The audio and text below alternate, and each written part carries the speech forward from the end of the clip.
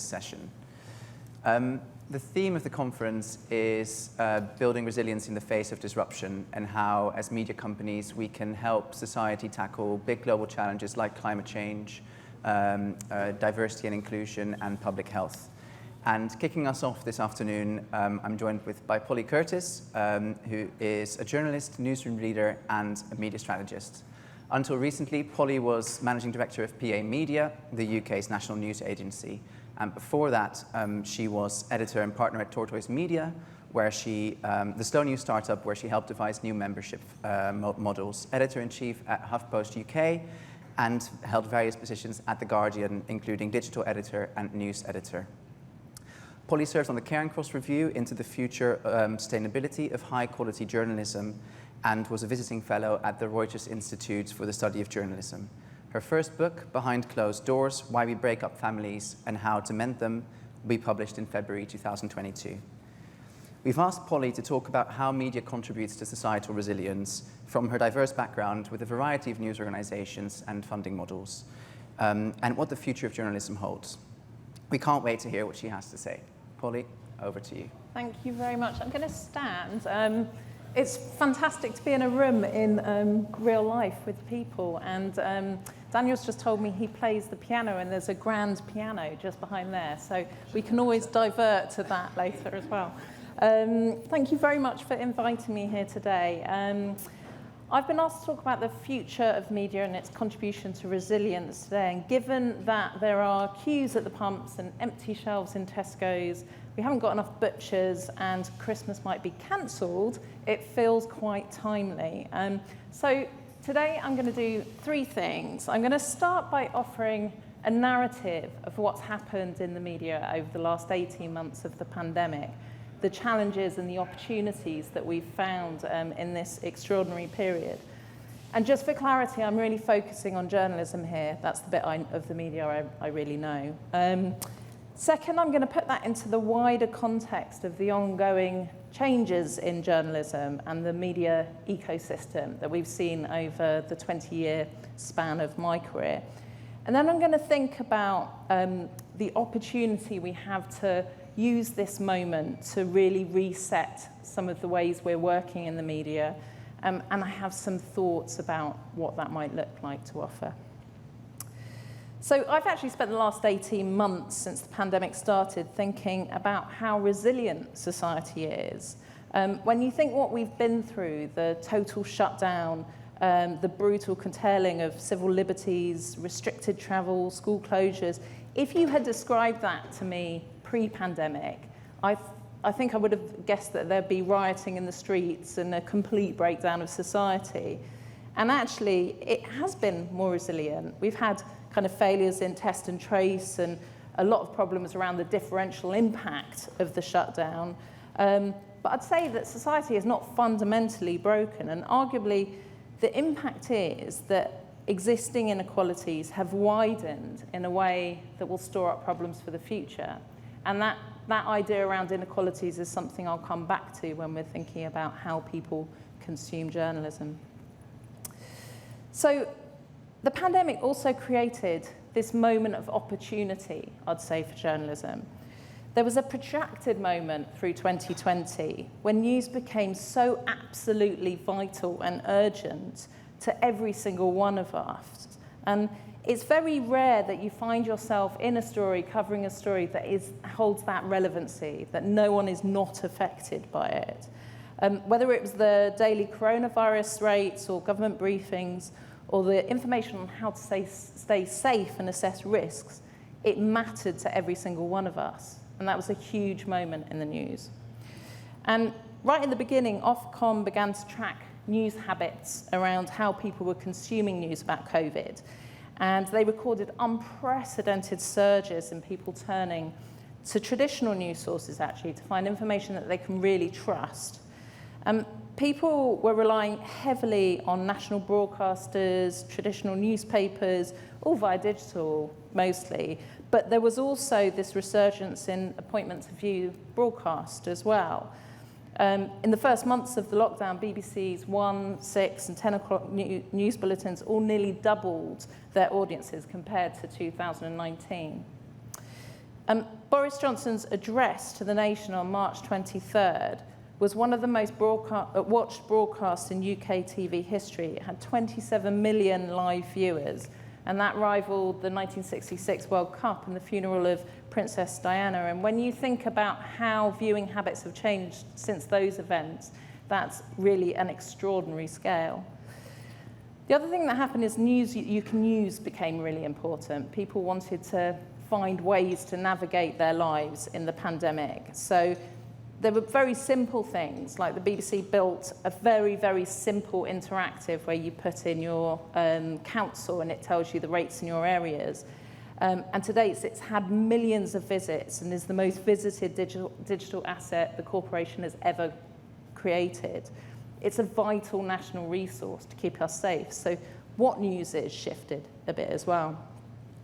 There was really sober, thoughtful and responsible reporting.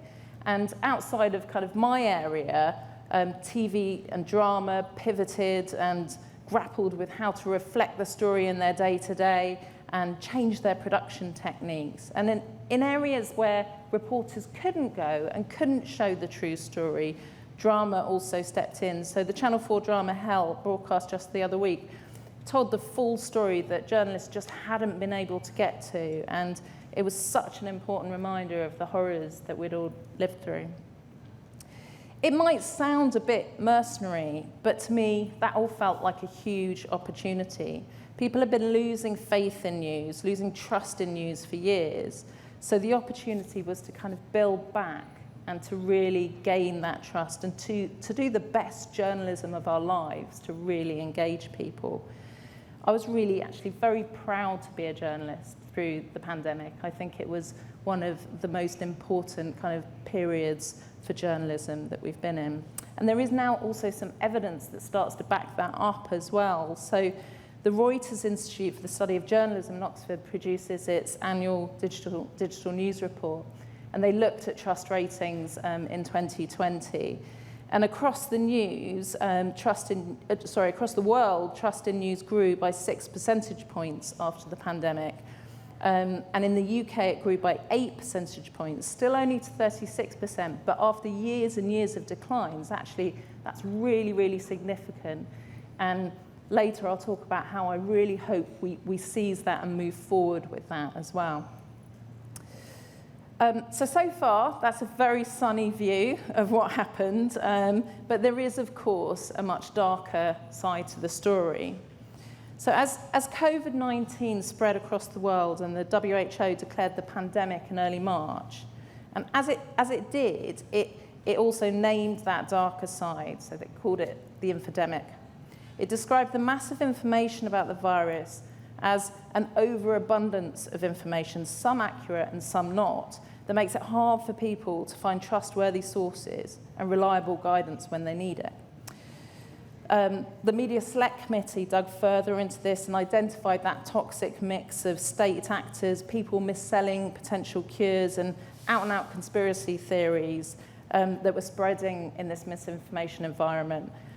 But also called out the fact that it was being amplified by people sharing that information in good faith because they just didn't know how to scrutinise the sources. The MPs on the committee heard a myriad of evidence of how this had led to really poor decisions and those conspiracy theories, such as the widely spread rumour that coronavirus was being spread by 5G, that many, many people really truly believed. You now see that proliferate in the anti-vax movement, born and flourishing in misinformation. But I think it's also fascinating that the WHO called out the overabundance of information and that some of it was accurate and that the excessive amounts obscured the potentially useful information in the information ecosystem, made it harder for people to follow the news. And I'll return to that point a bit where I start talking about the solutions. So the first and overwhelming kind of challenge we all faced was how journalism in the pandemic was caught up in the infodemic. The second, I'd say, was around news fatigue. So this creeping onset of news fatigue, when you look back, actually happened very quickly. By as early as May, when we were still very much in the foothills of the pandemic, people started talking about news fatigue, the traffic started declining, and that voracious appetite started to slip away. And I think that's only natural, and you kind of saw it come back with the ebb and flow of the story when it became more urgent to people. But I think I'll speak a bit more later about the potential solutions to news fatigue, because I think there are things we can do to tell the story differently to make sure that we're still reaching the audiences that need it. So fast forward to this past couple of weeks, and you have a slightly different story to tell again. So just over 2 weeks ago, I read the headline in the Times that said, "Don't panic, there's enough for everyone, insists Number 10. And I hadn't thought about panic buying anything at that point, but I remember thinking three things immediately. The first was that this would trigger panic buying. The second was, how did they not realize that? And third was, I need to go and panic buy some fuel immediately. And at that point, it was only BP running low on petrol because of the shortage of HGV drivers. But immediately, we kind of all knew where this was going, and it was inevitable, and it was rolling and rolling. And so that morning, when I read that Times headline, and then walked past the local petrol station and saw the first massive long queue going past the bus stop, and took a picture, tweeted it. The Guardian picked up the picture. It led the live blog. And then I heard a psychologist on the radio talking about the impact of that imagery, really reinforcing that whole panic buying activity. But, at that point, it's way too late. We all know the cycle we're in. Should the media have just not reported it? What would responsible reporting of what we knew was happening then have been? It's totally anathema to me to say that we shouldn't report it in news terms when Number 10 is saying it. It's really, you can't not report it. It's so clearly a story, but how do we shift those cycles? And I'd love to hear your thoughts on that when we get to kind of more discussion later. But one thing I read that offered a bit of an answer to that was a fascinating piece by David Powles, who's editor of the Eastern Daily Press. And he was getting a lot of angst from his readers saying, look, you're behind this, you're causing this panic buying. And he talked a lot about how they really tried to build into all the reporting and really particularly the headlines, more context, more nuance. So a headline that could have been panic buying at the pumps was queues form at Norfolk petrol stations despite reassurances over stock. Not quite as snappy, but actually you need a bit of that context to mitigate. The upshot of this, however, is that the public did blame the media. So YouGov asked ordinary voters who they blamed for this fuel crisis, and 22% said the public, 23% said the government, 47% said the media. So it might not be fair, but it's trust in us that takes the hit ultimately. And while that YouGov poll was just a snapshot in time, when the Reuters Institute repeats that trust survey in a year's time, I'd be really curious to see how that plays out in the longer term trends, and I suspect it won't be great. So I hope I've kind of given you a narrative of the highs and lows of the last 18 months. It's been quite the roller coaster, but it's happened against a period of much longer term structural change in the journalism industry. In the second part of my talk now, I'm going to talk a bit more about that wider context before looking at some of the solutions. So in the 20 years that I've been a journalist, I've been really involved at the forefront of the digitalization of the media at The Guardian, HuffPost, and at digital-only startups like Tortoise. The fundamental change for our industry that has happened has been that we as content producers have lost the means of distributing that content. It's broken.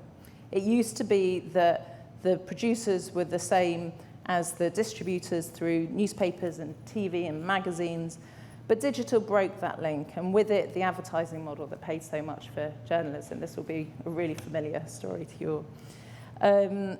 The information landscape, as a result, has really fragmented into a multitude of different consumption patterns. That means it's harder and harder to anticipate how people are getting information or how to build that loyal audience that we will now need to monetize our models.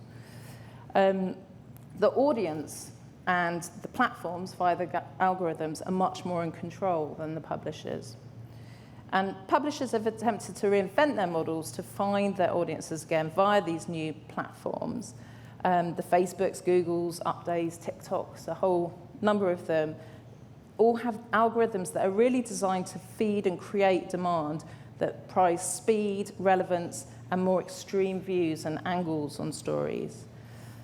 So 20 years ago, before I started as a journalist, I wrote a university dissertation called Civil Liberties in Cyberspace, and it was how the internet was going to re-democratize society. And back then, there were really utopian dreams about a digital world that would challenge power structures, democratize information, and put power back in the hands of the audience.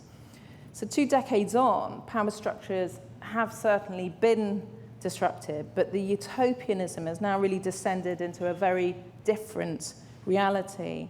These fragmented online communities, sometimes built around misinformation, that are fueling ideas that are not always evidenced, but are very compulsive.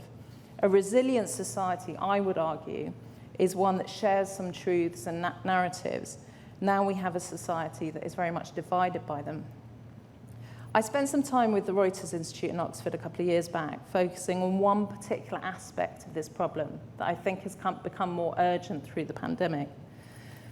As audiences have fragmented across the internet, there is more inequality in news access.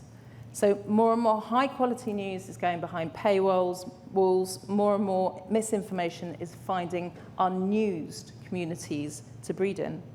And I first heard that term unused used by my former editor at HuffPost, Lydia Polgrim, and she convinced me to work at HuffPost UK with this really powerful argument about opening up journalism to people left behind by the news conversation. And the idea of the unused stems from the concept of unbanked, so people who are dispossessed of the structures of societies that depend on you having a bank account. So not having news does the same for you in a democratic system.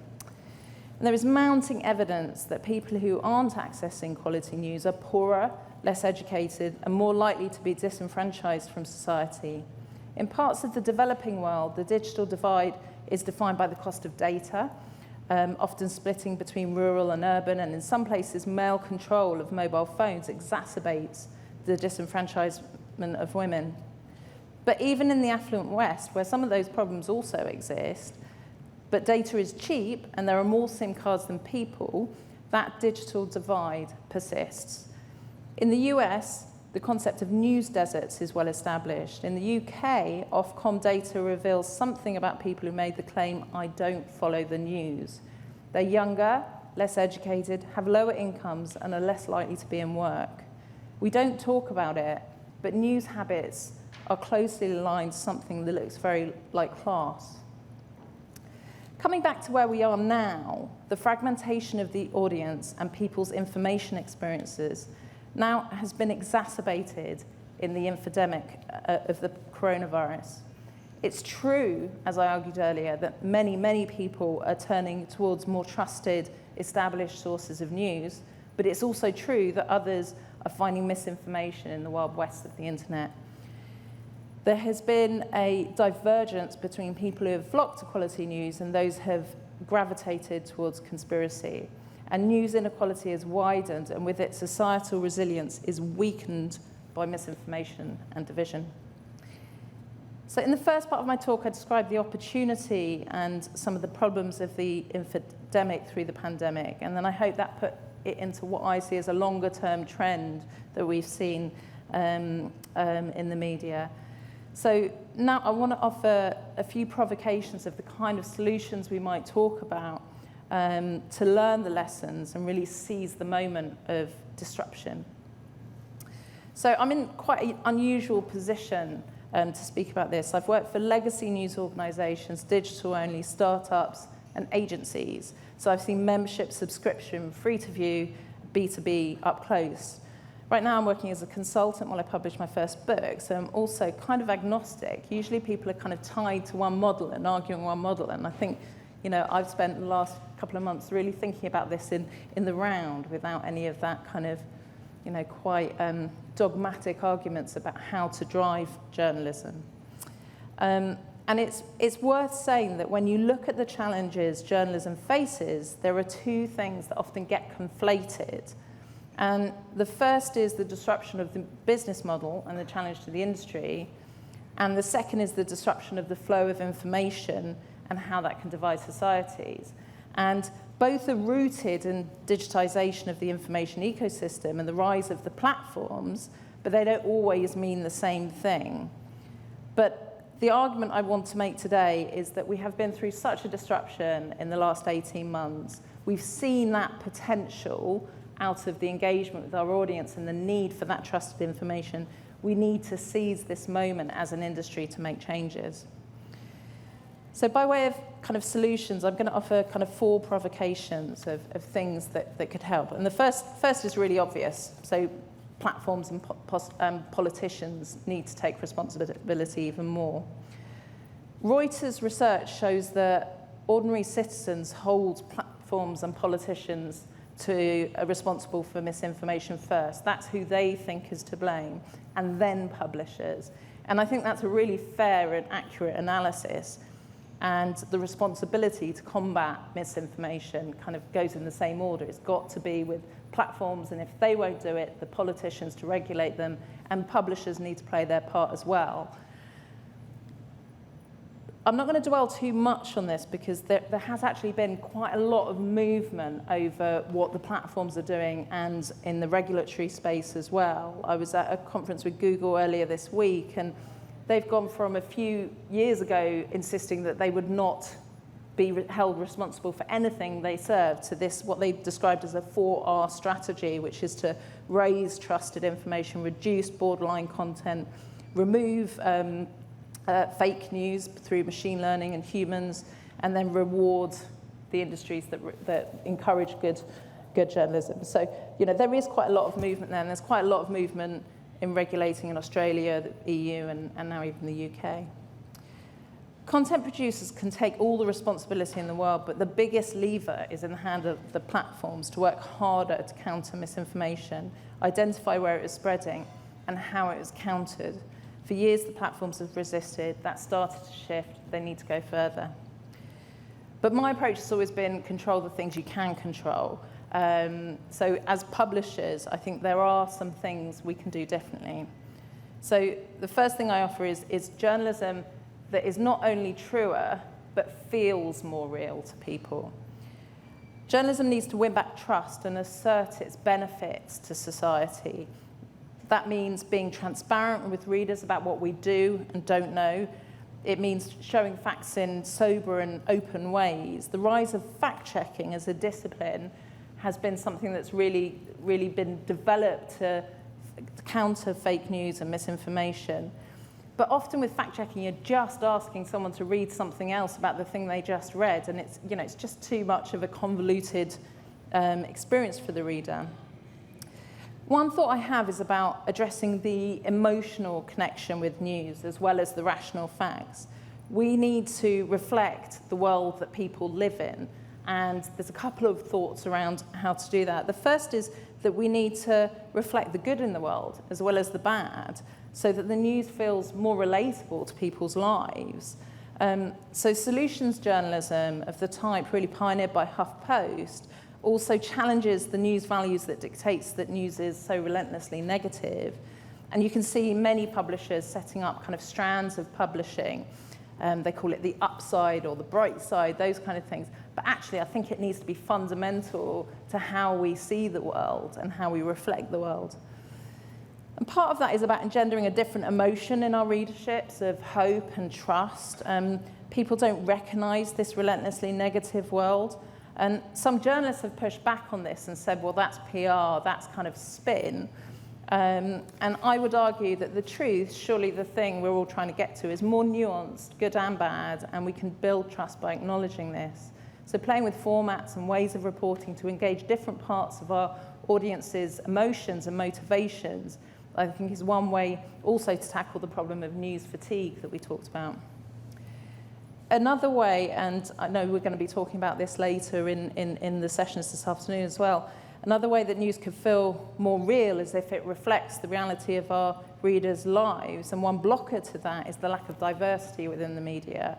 So diversity, equity, and inclusion is, I know, an urgent issue in most newsrooms I know. Like, people are really, really focused on this. But I think the reality is that if we're going to relate to our increasingly diverse audiences, we need to have that diverse lens on the news by creating greater diversity in our newsrooms. It's really very urgent. So making properly researched, verified news, but more relatable, more emotionally connected, I would argue, is one element to building back trust. A second thought is around the radical idea of doing less. So increasingly, academics talk not only about misinformation, but information disorder problems, not only the veracity of information, but how you navigate it and access it. And I think truly responsible publishing could actually be doing less, so there is less information pollution in the information ecosystem. When you think about that, what the WHO said, they weren't just calling out misinformation, they were calling out the overabundance in information. And there is just too much out there for people to navigate. The digital advertising model, fueled by platforms, often incentivizes publishers to publish more and more, faster and faster. This doesn't create the best information ecosystems. And to be clear, I'm not criticizing any one publisher, but the overall impact of this messy, conflicting ecosystem that doesn't give us good information experiences. I worked at Tortoise Media, which is a slow news startup that attempted to get off that kind of publishing cycle and do much better, but less through newsletters, audio, and events. And the idea was that it would give journalists the time to spend more time listening than producing content, and that would produce better journalism. And a lot of what they've done over the last couple of years has been really, truly groundbreaking and award-winning. So we need to clear up that information ecosystem, and I believe responsible publishing would mean asking yourself, before you publish every story, is this going to help? Is this going to help people understand, or does this add to the noise? And just a side note as well, when I was at HuffPost, we actually reduced content by 1/3 so we could focus on stories that cut through the noise and build that loyal audience. And our audience and our engagement still grew because of the quality of what we were producing. And it's important, I think, just to say that I think this point applies not just to journalism, but all content creators. In people's timelines, all content has converged, and people don't know the difference between advertising, marketing, and journalism necessarily. So I think everybody has that responsibility to question, am I helping people understand? And my final thought is around collaboration. So I was attracted to work at PA Media, which is the UK's national news agency, because of its reputation for excellence in journalism, but also because it is probably the most established form of collaboration across the UK media. The PA's origin story has huge relevance today. So 150 years ago, the regional publishers got together to challenge the post office's monopoly over the wires. Effectively, they wanted more control of the means of distribution of the news. And that grew into the news agency model that we now have, supplying a news service to every major newsroom in the country. And today, the news industry faces this similar threat. We've lost the means of distribution.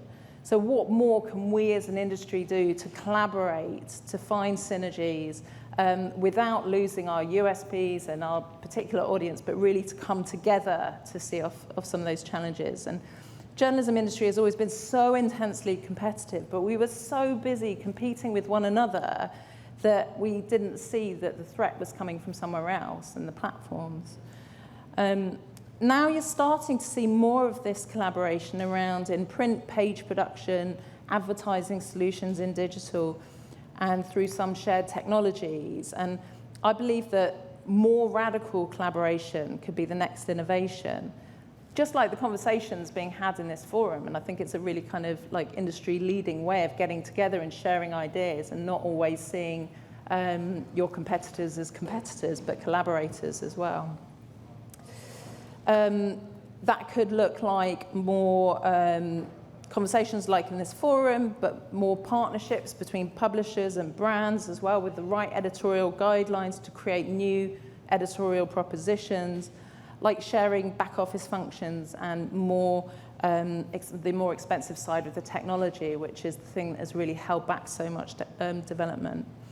But it could go even further. It could mean sharing editorial. Could we pool resources to ramp up reporting on the climate emergency, for example? I'm really looking forward to the discussions we're having this afternoon about that as well. Collaboration is, of course, absolutely vital between politicians, platforms, and publishers as well, to come together to create a better information ecosystem and a more resilient society. So I have no idea how I'm doing for time, but just to conclude, it's worth saying that news organisations, the media, like all workplaces, are really exhausted at the moment. Everyone I see is just totally out of energy after the last 18 months of pivoting and homeworking and different strategies. We're really zapped, and people are yearning for some normality, and that means like a drift back to what went before, because it's safe and it's less challenging than this last period has been. It's hard to seize the moment, as we had hoped at the beginning of the pandemic, to make kind of lasting change. But the pandemic has reminded us how vital good information is. It's also reminded us how toxic poor information is, and it has widened that information inequality, I'd argue. I hope we don't miss this chance to learn from it and keep improving the information that resilient societies so need and so rely on. I wanted to end by recalling the words of C.P. Scott, one of the greatest editors of all time and founder of the Modern Guardian. He said, "A newspaper has two sides to it. It is a business like any other and has to pay in the material sense in order to live. But it is much more than a business. It is an institution. It reflects and it influences the life of a whole community. It plays on the minds and consciousness of men. It may educate, stimulate, assist, or it may do the opposite. It has, therefore, a moral as well as a material existence."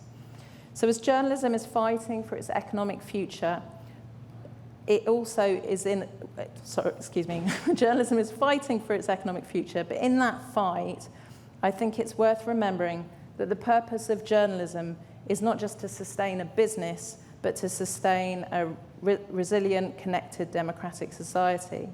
The pandemic has shown us not only how vital good information, but how vital it is that we find ways for information to bring society together to build resiliency rather than simply divide it further. Thank you.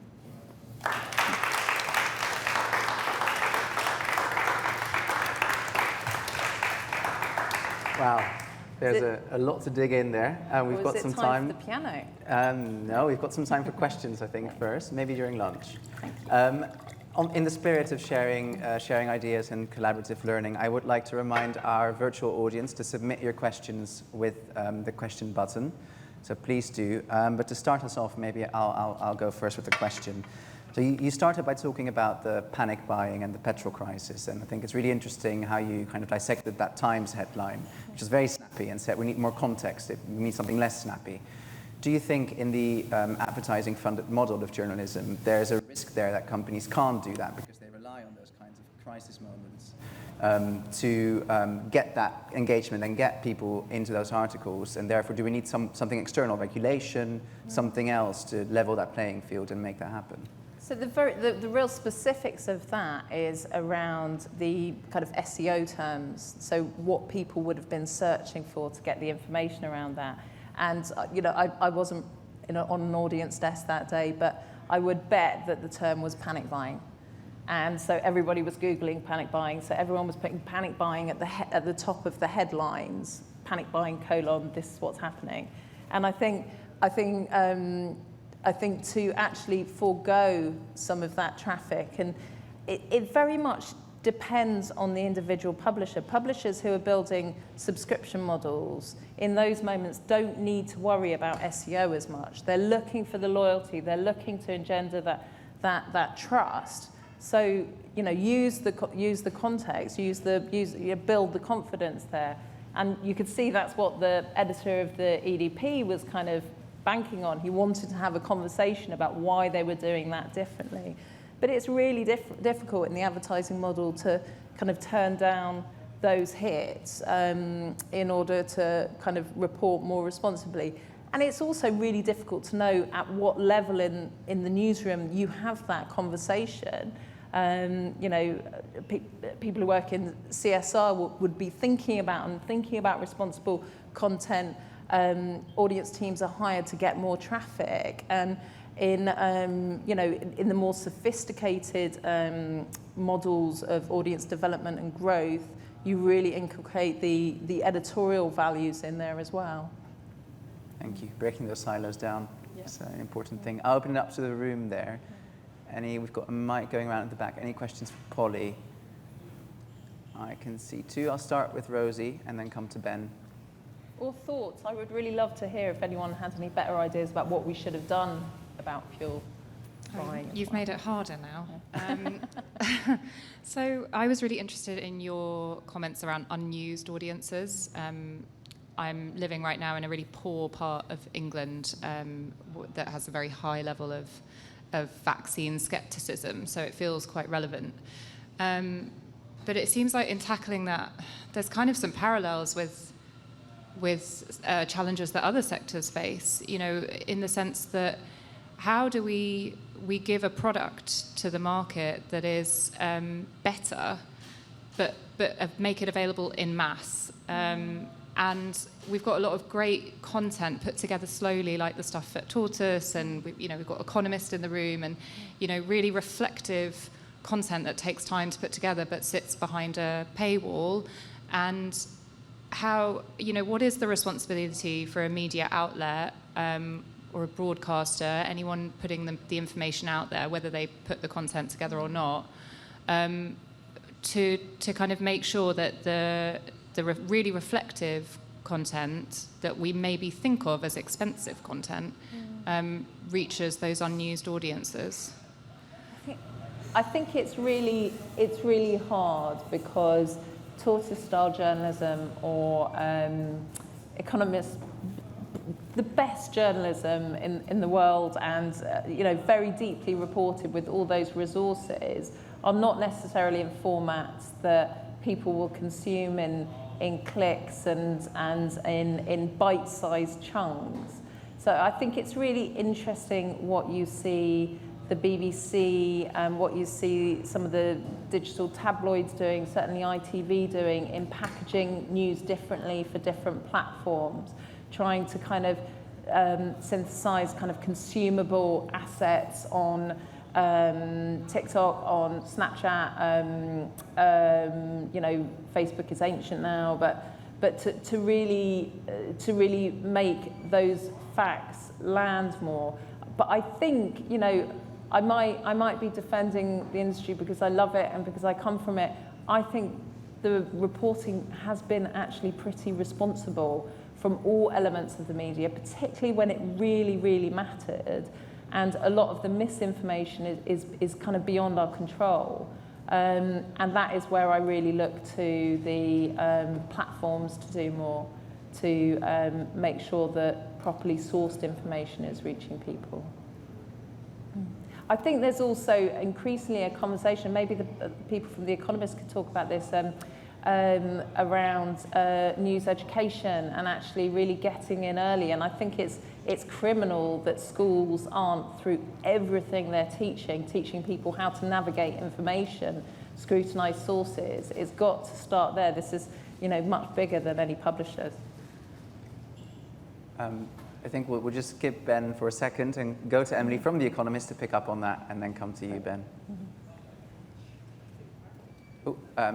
Yes, thank you. I mean, that's a really important point. That's what the Economist Educational Foundation is focusing on. I mean, particularly the gap in media literacy that that young kids between 9 and 11 don't understand the difference between real and fake news, and that's something that we've been focusing on, and it's open to all schools so that they can tap into those educational courses. But I think that's something that the media does need to do. It's not just about producing the content, it's about making sure that we're addressing the educational issues or that divide. And the foundation is new, isn't it? Is it quite new? Yes, it's actually been around for 2 or 3 years now, but the goal is to now reach 3,000 schools in the UK. So we're ramping up efforts to get to those kids and to educate them on understanding news and improving their literacy. There's a lot of, I think the Guardian's got a scheme as well, and there's conversation in educational settings as well. I'd be interested in what collaboration looked like around that, because it's hard not to be like, and I don't think this about The Economist at all, but people might suspect that if The Sun went in, or if other newspapers went in, TV, that there was a bit of kind of self-fulfilling brand building going on as well.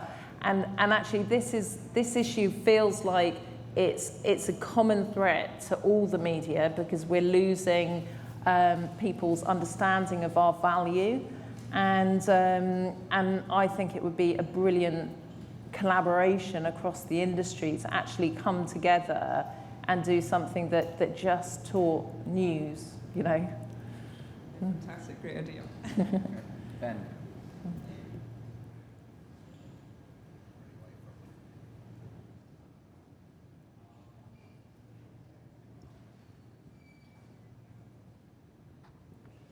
Thanks. So it's Ben Wielgus from Informa.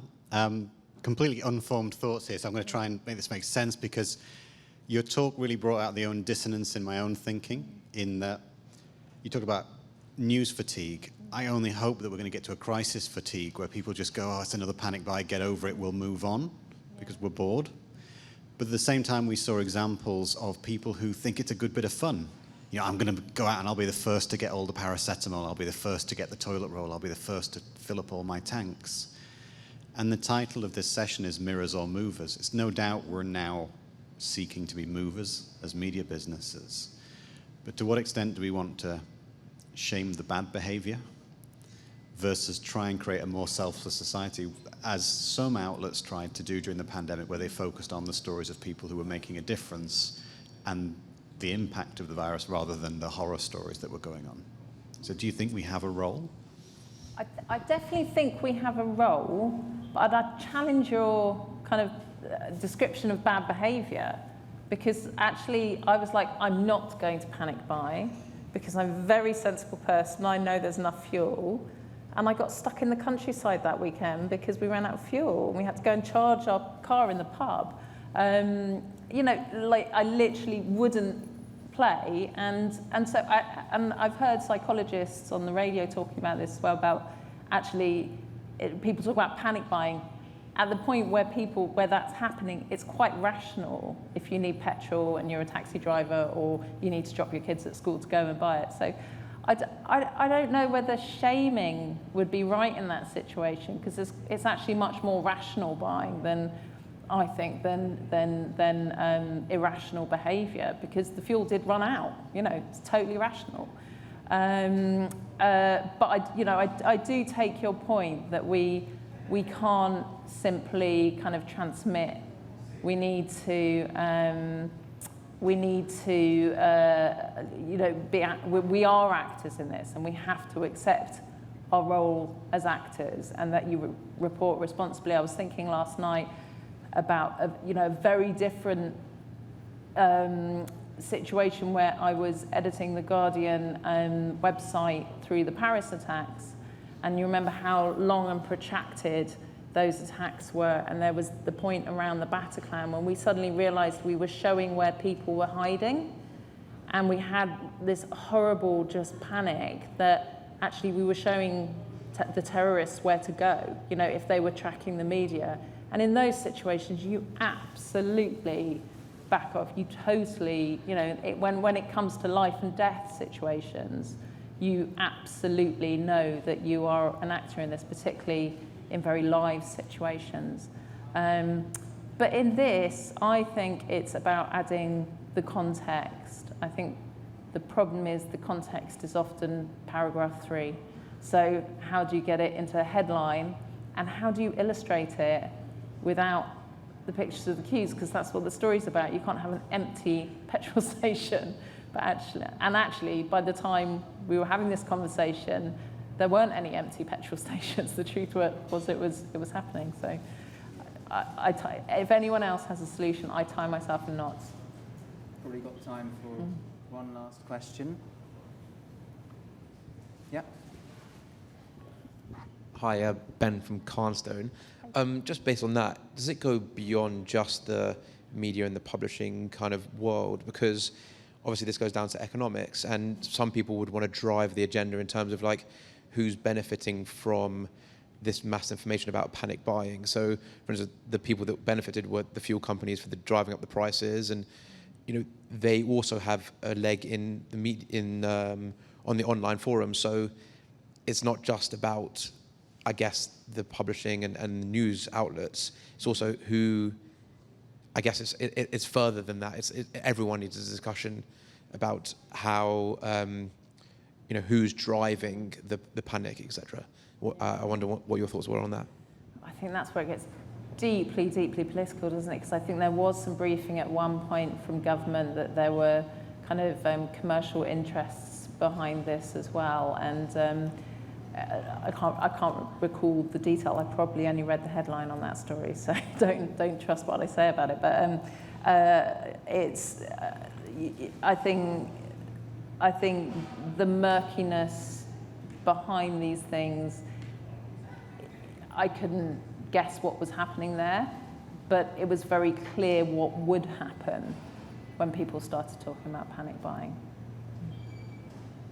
Just to take us away from the panic buying and the petrol crisis, and to close us off, this afternoon we'll talk a bit about what I think are longer term crises, so climate change, diversity and inclusion. You mentioned earlier that the probably quite short-term crisis of COVID has really brought people back into mainstream news organizations and driven up trust.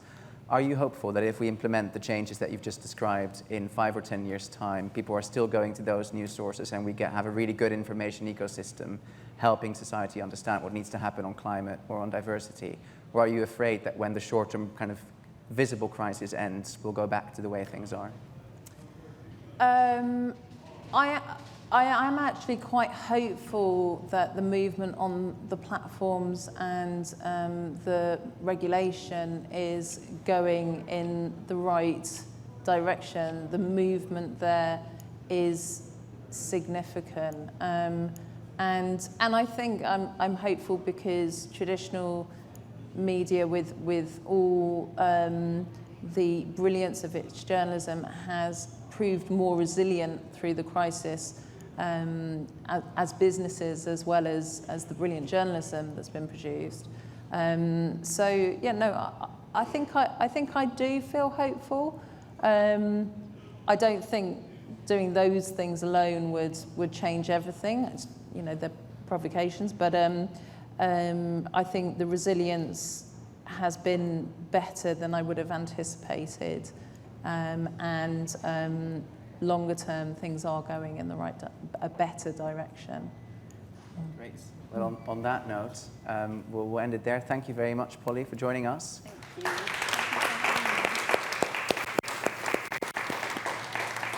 We will now move for lunch, which I believe will be served on that table. Probably they're waiting for us to finish. And then we'll come back at 2:45 for our next session on climate change. For those of you joining us online, the live stream will end now, and we will go back to that at 2:45. Thank you very much.